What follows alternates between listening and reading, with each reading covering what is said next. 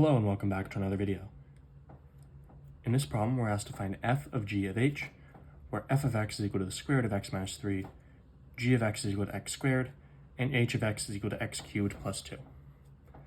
So the composition f of g of h is equivalent to f of g of h of x.